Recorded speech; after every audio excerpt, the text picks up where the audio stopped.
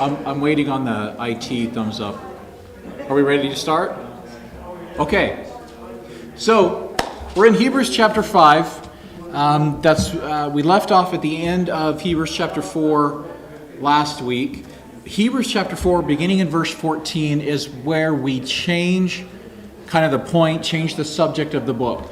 The first 4 chapters we've been looking at who the Son is, who Jesus is, the presence that he has, the power that he has, just looking at the might of the individual. And then we're applying that to ourselves. Remember, the point of the book is it's received by Christians who for whatever reason are being lax in their faith, and they're drifting away from their salvation. They're not being diligent. They're not really focused on what they should be really focused on. So the first 4 chapters have been talking about, this faith is based on the Son. Look at who he is. How important is this? So we looked at in beginning in chapter 4, verse 14. I want to reread those last 3 verses. Seeing then that we have a great high priest who has passed through the heavens, Jesus, the Son of God, let us hold fast our confession. For we don't have a high priest who cannot sympathize with our weaknesses, but was in all points tempted as we are, yet without sin. Let us therefore come boldly to the throne of grace, that we may obtain mercy and find grace to help in every time or in time of need. So we've got this amazing entity who is also our high priest. So because of that, let's have some boldness as we approach the throne of God, the throne of grace, to obtain mercy because of who our high priest is. So we're going to be looking at, from now until the end of chapter 10, Christ or Jesus or the Son as that high priest. Now, what's the role of a high priest?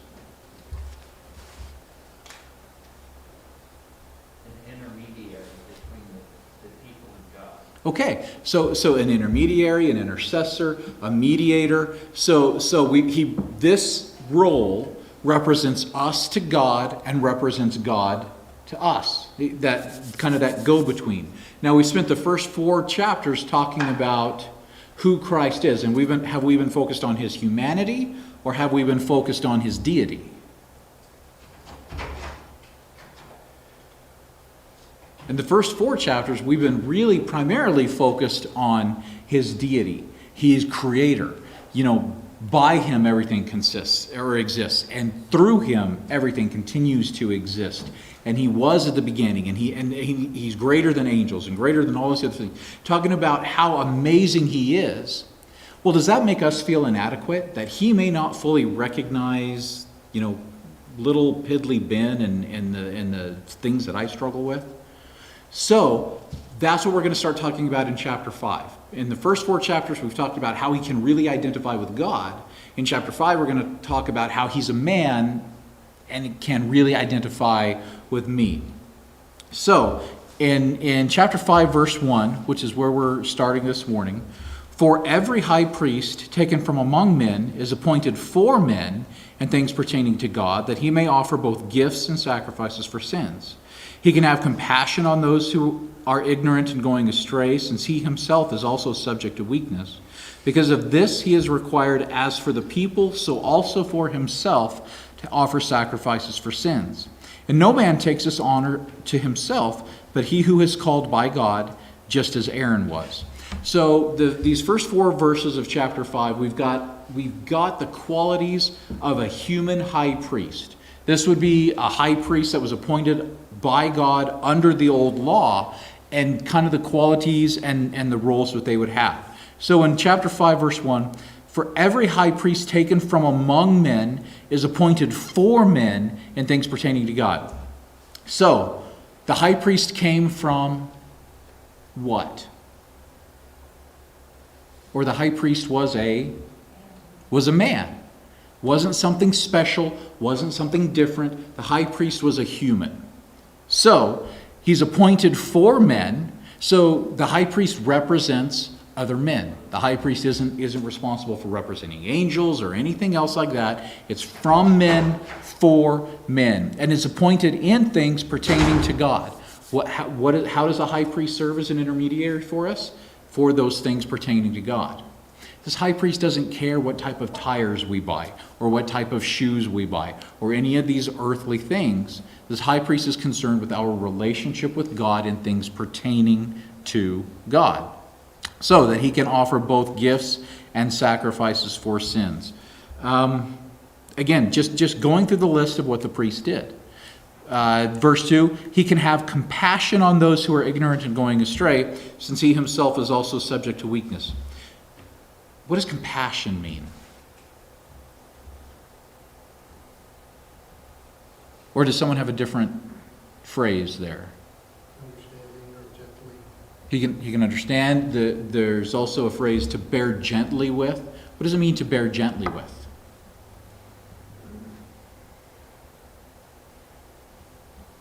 That seems like empathy. Okay. Now, is there still a goal that we be right with God? Yeah, but we're combining that with empathy. Roger. Well, the bearing gently implies the idea of you're dealing with some kind of weakness. Mm-hmm. So compassion has the sense of understanding the weakness in others. Okay. So there's empathy, there's compassion, there's understanding that weakness, but there's still that ultimate goal of you need to be righteous, right? So this idea of compassion, this idea of bearing gently with, has the idea of falling between two extremes. So if I'm a parent or I'm a teacher or I'm in some position of authority and somebody steps out of line, what are the two extremes in which I could respond? Ignore it or beat them. Yeah, I could ignore it. Oh, yeah, well, whatever. Or I could be completely on the other side and overreact and use the full extent of my powers to punish.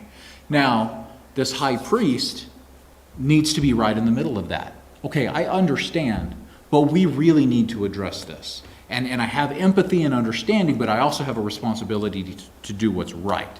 The high priest is not falling all the way on one side, is not falling all the way on the other side, but there's still an obligation to make sure it's correct, but with love and empathy and gentleness.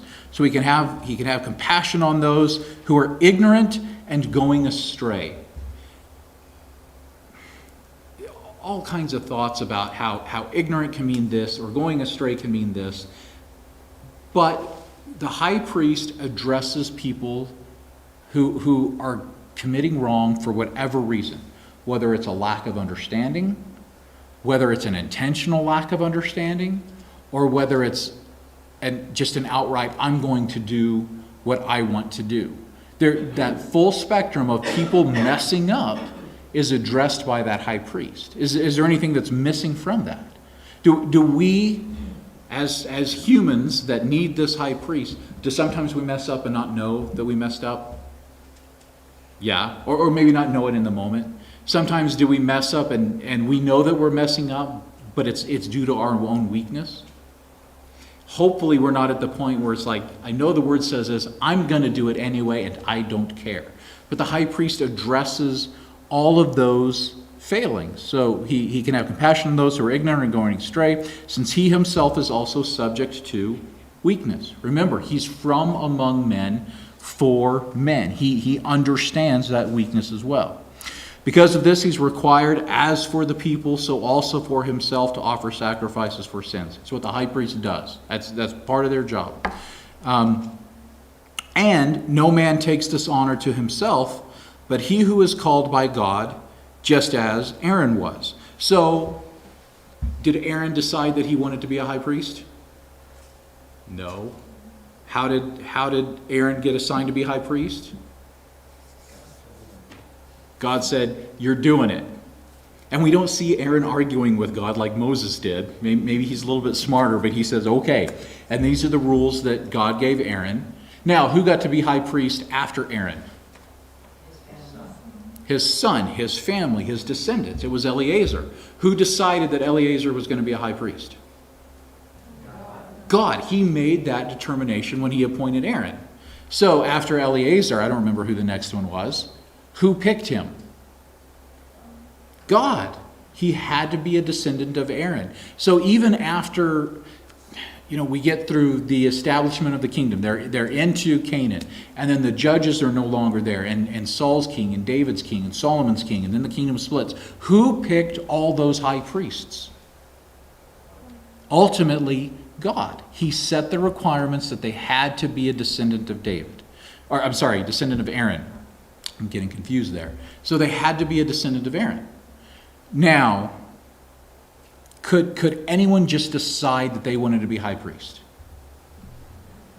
I think I'd do a better job than whoever. No, they had to be within the appointment that God gave. Remember why Saul got in so much trouble? One of the times. King Saul, it was when he wanted to go to war and he was waiting for Samuel, and Samuel said, I'll be there in 7 days, and it wasn't, and 7 days was up, and Saul's impatient because the people are starting to wander, and he goes, fine, I'm going to offer these sacrifices myself. What tribe was Saul from? Benjamin, the best one. But he couldn't offer sacrifices because he was not of the tribe of Levi. He was not a descendant of Aaron.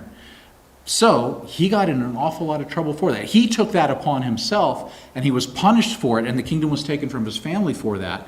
So that's what we mean in verse 4. No man takes this honor to himself, but he who is called by God, just as Aaron was. So God picked Aaron for this role. No one else can have this role unless God picks him. And then we're going to elaborate that on a little bit.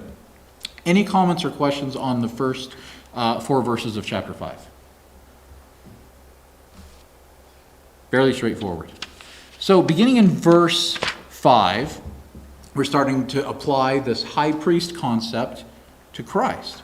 So also, Christ did not glorify himself to become high priest, but it was he who said to him, You are my son, today I have begotten you.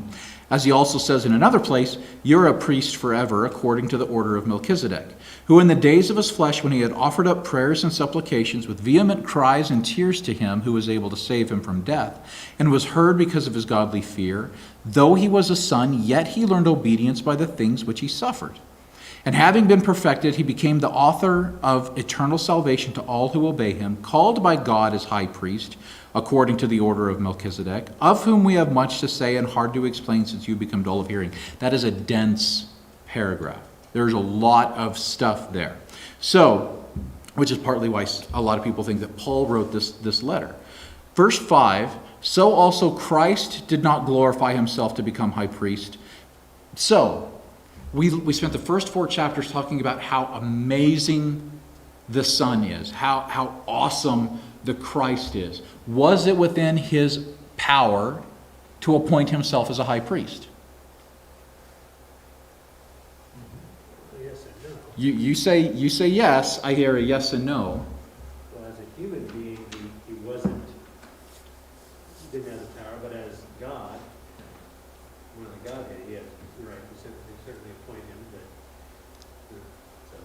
Yeah, so as God, yeah. As a human, no. Why? Why couldn't Jesus the man decide that I want to be high priest? He gave up his throne and his authority in doing so. Okay.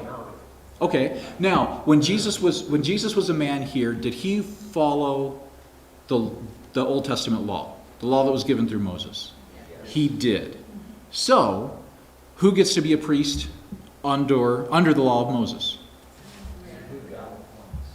Whoever God appoints, right? And it had to be a Levite. What tribe was Jesus from? Judah. Not nearly as cool as Benjamin. So Jesus the man couldn't say, I want to be a high priest, so I'm going to be a high priest under the old law, under the Aaronic priesthood, because he was following the old law. He as a man followed the old law perfectly. So he didn't break that. I'm going to be a priest the way Aaron is a priest, because he couldn't do that, because he was the wrong tribe. So we're gonna talk about this a little more. He had to do it differently, and he didn't do it from what we read in verse 4 or verse 5. So Christ didn't glorify himself to become high priest, but it was he who said to him, You are my son, today I have begotten you. Now this is a quote from Psalm 2. Who told Jesus, You're my son, and today I have begotten you. God, the Father. The same one who said, Aaron, you and your kids get to be priests. So he's saying that person who told Jesus, you're my son, is the one who's appointing him a priest. So since God told Jesus, you're my son, verse 6, as he also says in another place, as he, the Father, also says in another place, and here we quote Psalm 110, you're a priest forever according to the order of Melchizedek. So, who told Jesus he was a priest? God the Father. According to the old law, would God the Father say, you're a priest according to the order of Aaron?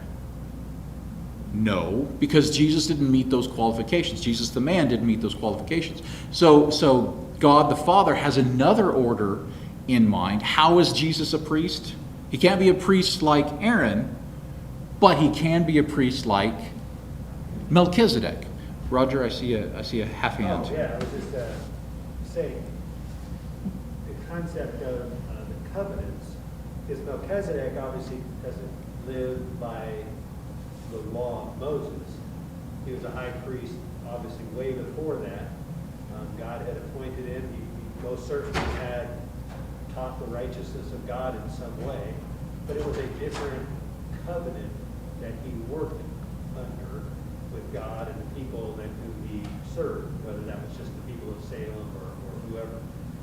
And then, obviously, again, Aaron the same way. I mean, their covenant that Moses gave to the people of Israel, or God gave through Moses to the people of Israel, had boundaries to it. You know, the agreement had restrictions to it. It had how far the authority goes.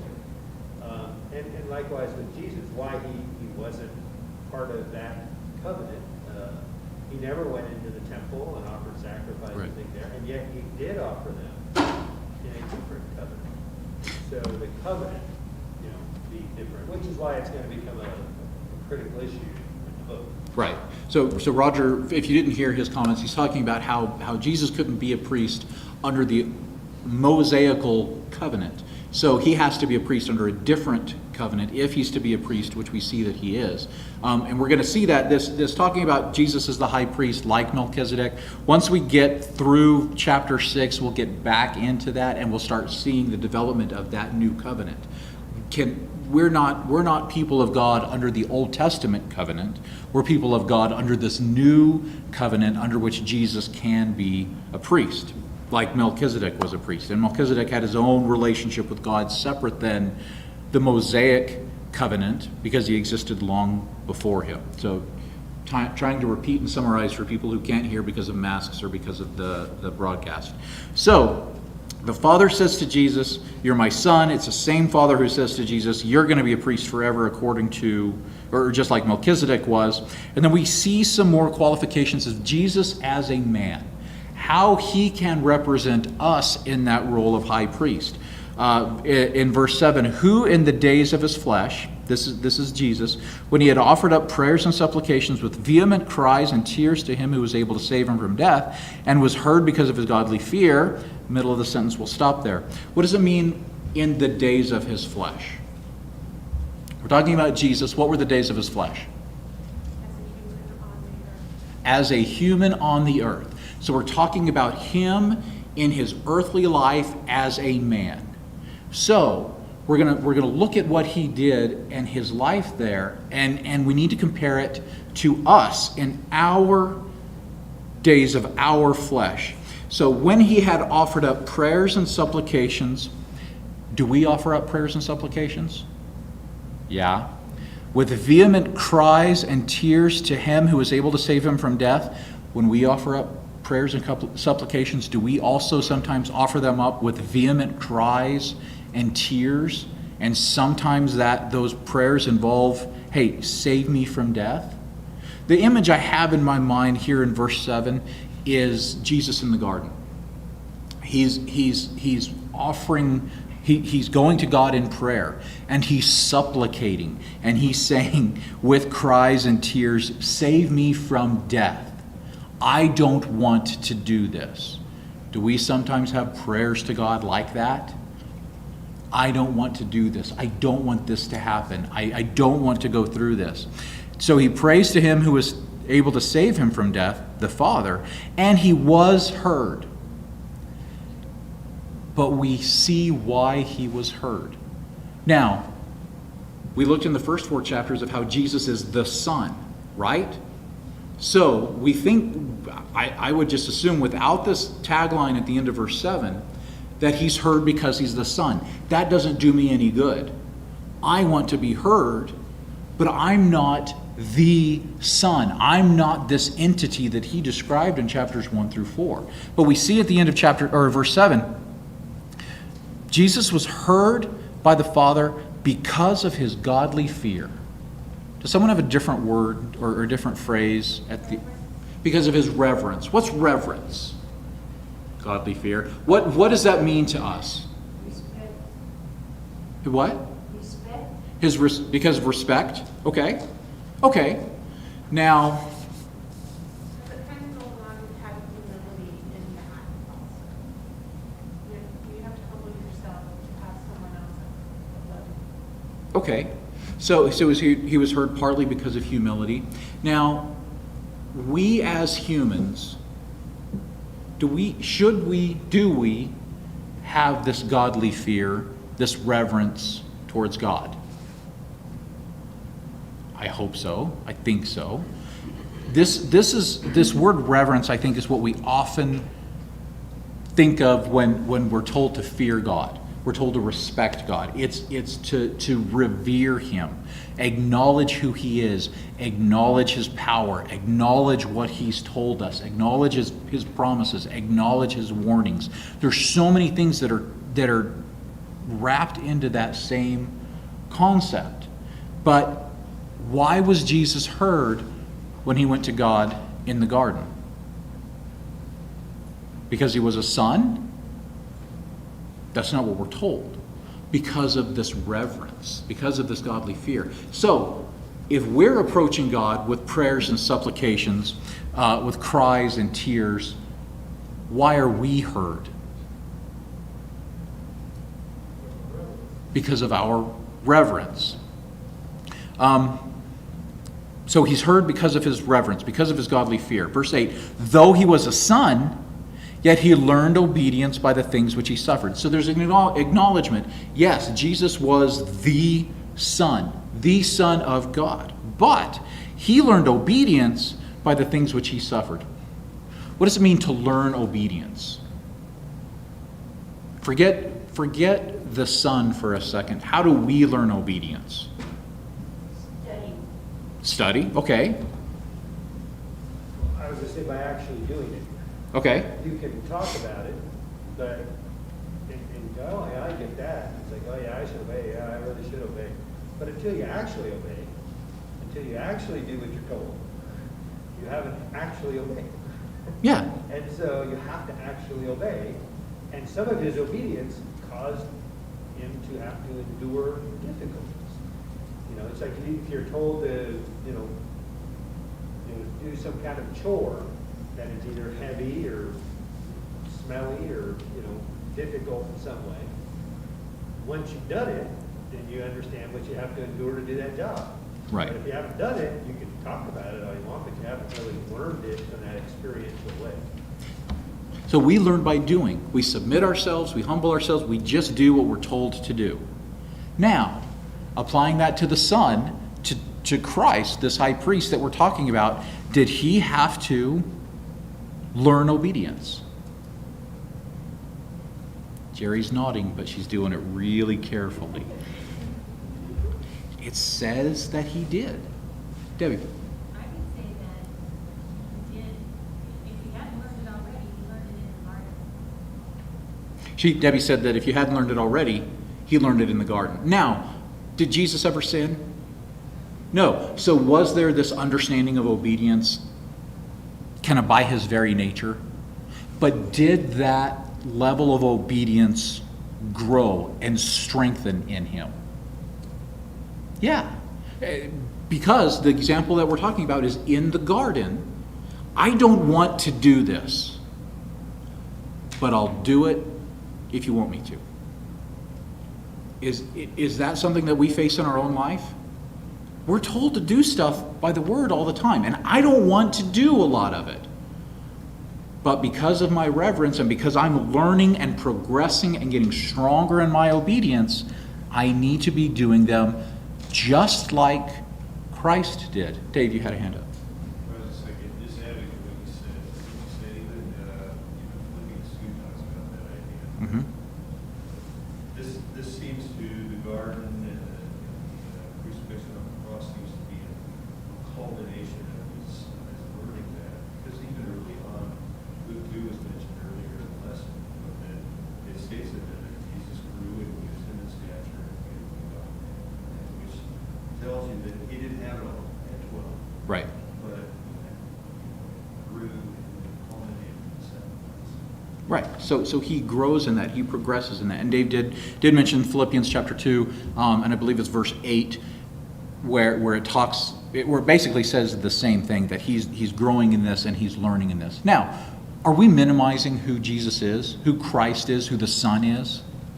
No. But we're identifying his humanity. So we're establishing the fact that he can represent both of us. So it's important to remember that. He's still this amazing being that we saw in the first 4 chapters, but he's also this person who can advocate for us. Did you have another hand? It actually, to me, it makes us closer to him. Yes. And him closer to us, because we understand that he suffered in the flesh just like we suffer in the flesh. Because it would be easy for us to say, well, you're God. But we have indicated here that he had to learn and suffer and all that stuff just like we did. So let's look at that in verse 9.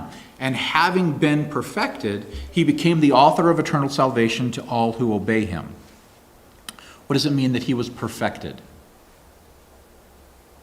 It was completed with his death. That was perfection. He was completed with his death. Good. Rich? She stole your idea? Yeah. So he was always flawless. He was always sinless. And that's not what perfected means. It means complete. It means mature. It kind of means done. When you check on something in the oven, is it perfect before it's ready? No. But when it's ready, it's perfect. It's done. I'll get you in just one sec. I think about Zoe. Is she perfect? Oh, she's flawless and she's this cute little thing and she's so wonderful. Yes, she is, all those things. But if that's where she stopped progressing, would she be perfect? Would she be complete? Would she be done? No. As wonderful as she is, she's not where she needs to be. And that's what we have this idea of perfected. Jesus wasn't perfected. His mission wasn't complete until he died.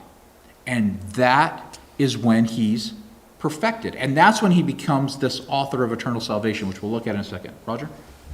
Yeah, what I was going to talk about was this perfection that it's talking about is not perfect.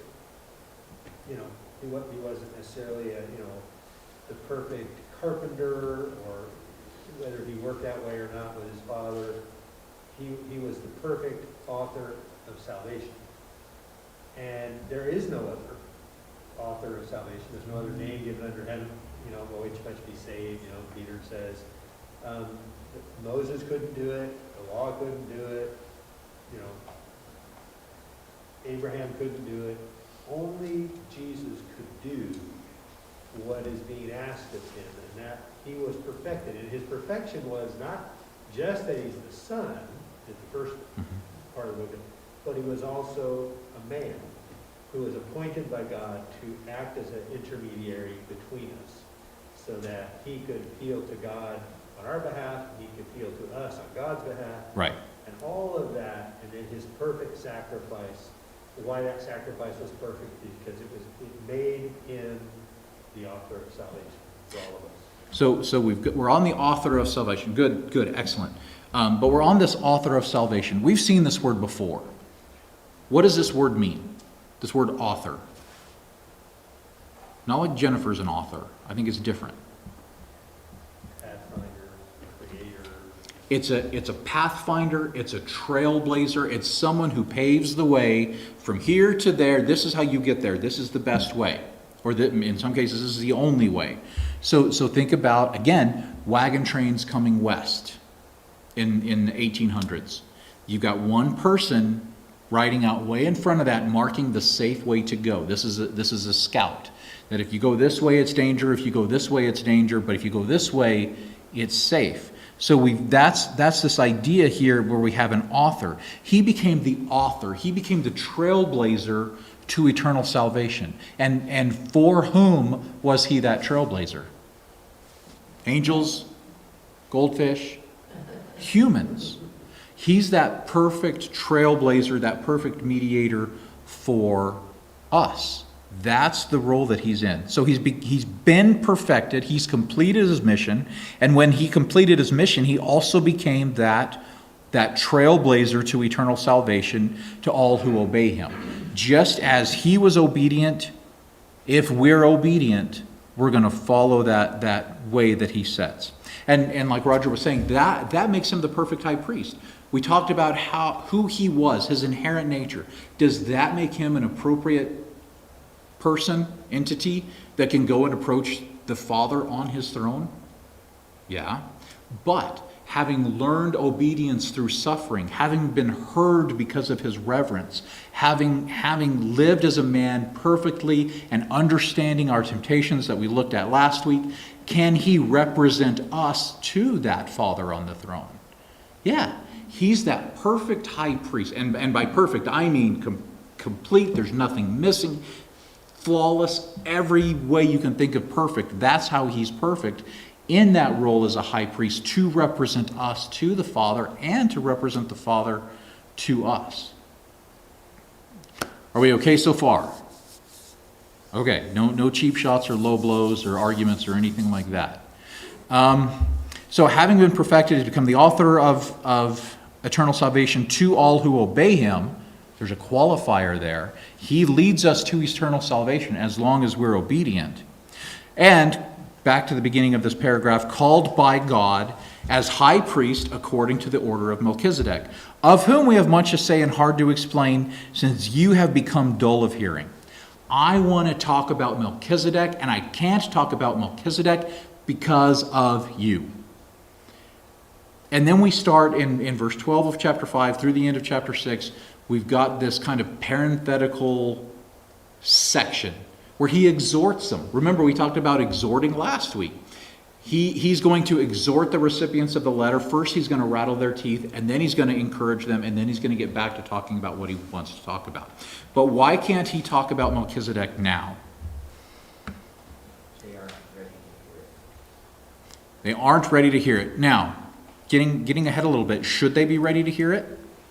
Why can't they hear it now? They became dull of hearing. Now, this ties in excellent. I wanted to end on this verse because it goes so well with what Roger talked about this morning. Dull of hearing. They stopped listening. They stopped discerning when they heard. Now, these are members of the church. Would they have heard the scripture? Would they have heard the gospel? Would they have heard beneficial teaching? But why are they dull of hearing? Bored. Okay, they're bored. They're not taking it in. They're not listening.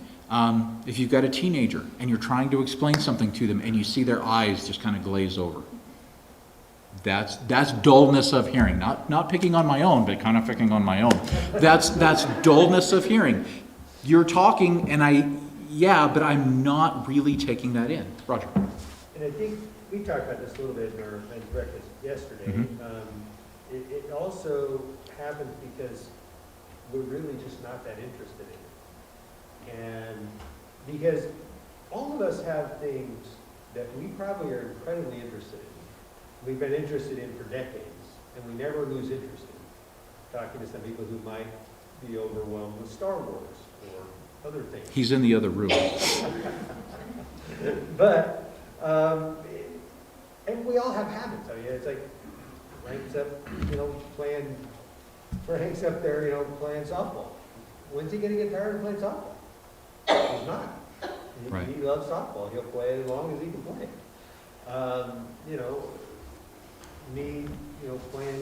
or something.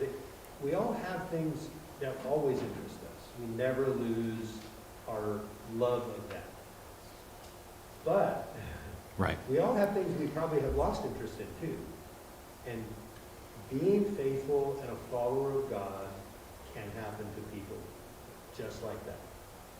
Good. And this falls, remember the warnings that we saw back earlier in the book, in chapter 2 and chapter 3, about being not, the recipients of the book are being warned, you're not being diligent, you're drifting away. We're gonna look next week about how they're not growing, but this warning here is your hearing is dull. They're losing sight of what's important. They're losing interest in sight, or losing interest in what's important, like Roger says. And what's that going to do to their salvation?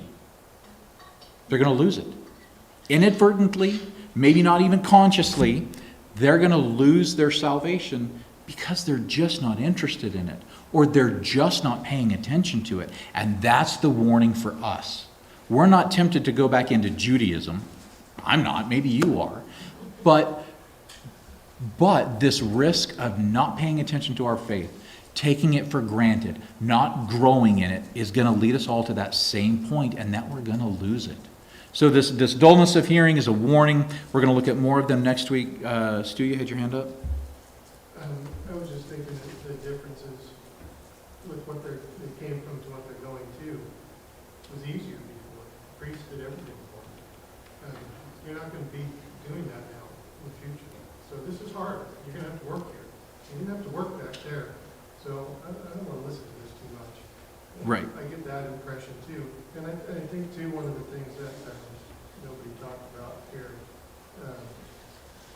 it goes along with that through the first 4 chapters of how this is better and Jesus is better, and then he gets compared to the order of Melchizedek. One of the things that Melchizedek was a king. He was the king of Salem. So Jesus is now king, and he's your high priest. Even better. Right. The other high priest. So there are some of those things that I thought were interesting. Well, and yeah, you're touching on who Melchizedek is. I'm trying. It's exciting and it's interesting stuff, but I'm trying to hold off on that until we get to 7, when he starts talking about who he really is. We can spend an hour and a half on Melchizedek right now. Roger? I think Dave made a good point, made me really think about. Because he was listening. That's right. The idea of it was easier, and I look back at obeying the old law, and I look at it as, wow, this is a lot of stuff to do. But and even though that actually may have been in some way, a lot more time consuming, it was very structured. It was very ritual. And you could just go through and do all those rituals. You kind of knew when you had done it right? You knew if you went and offered. You knew you did. Now, the truth is, a lot of people forget that the law talked about having the right heart and all that Right, stuff too. right. It didn't ignore that. But you kind of in an outward way knew whether you did it or didn't do it. And Christ, having everything so spiritual, the New Jerusalem not be visible, and everything is harder. It's better, but it's also a lot more personal, and it's not so visible, and I need eyes of faith to see it, and so it makes it in many ways more difficult to know if I'm really walking, but I don't have to go to a specific place. Right. To do it. So quickly, since we're a little bit over time, under the old law, could you fake your way through it? Not the heart part, but I need to do this sacrifice, and I need to go here, and I need to do this, and I need to this. Would it be an easier covenant to kind of checkbox your way through, at least superficially? Christianity, this new covenant we have with Christ as a high priest, is different. And we will get to that in chapter 8. Chapter 8 quotes Jeremiah. And chapter 8, verse 11 says, talking about this new covenant, this new kingdom with this high priest similar to Melchizedek, none of them shall teach his neighbor, none of the inhabitants of this kingdom, none of the residents of this kingdom, none of them shall teach his neighbor and none his brother, saying, know the Lord, for all shall know me, from the least of them to the greatest of them. Do all the members of God's kingdom know the Lord and have a relationship with the Lord?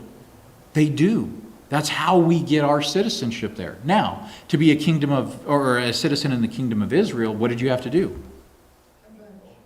You had to be born there. But other than that, did they need to be told to know the Lord? Look at all the prophets that went to the kingdom of Israel. They constantly had to be told, know the Lord, know the Lord, know the Lord, know the Lord. I mean, Jeremiah, poor Jeremiah, had a miserable time of it, just trying to convince people to listen to God. Man, we're not going to do that. So to be a citizen under the old covenant of the nation of Israel, you just had to be born there. To be a citizen of this new covenant, a member there, there's no hiding. There's no faking. We are or we're not. Yes, ma'am. Well, I think that our spiritual life always runs along parallel to our secular. And we know very well in our secular life, if you get bored in your career, get tired out, you get bored as a parent, you get bored of this or that, you start losing everything. And the same thing goes with their spiritual life. They're not the same, but they run side by side. They have some similarities, like Roger was talking about. If you're interested in this, you're going to be diligent in it. And if you get bored with it, if you stop paying attention, it's going to slide and you're going to lose whatever you previously had in it. Let's go ahead and stop there. We'll pick up in chapter 5, verse 12 next week. And this is the beginning of that parenthetical section where he's scolding and encouraging them in what they're not doing with their teaching, with their study. Let's pray, and then we'll be done. Our Father, we're grateful that you've given us this chance to come together and encourage each other, to study your truth, and we ask that the truth from your word would be brought out, that the importance of it would be learned, that we would grow in our faith and in our understanding, and that we would not be teaching error in anything that we address. We ask that we would take these things to heart, that we would strengthen ourselves and, Father, strengthen our commitment to you, that we know that we can come to you boldly and you'll hear us because of the advocate we have in your Son. We ask that you would guide us in this life, that we would be diligent in your word, that we'd be diligent to strengthen our faith, that we would be like him and have eternity in heaven with you.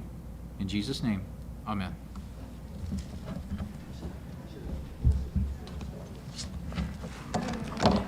He did walk back.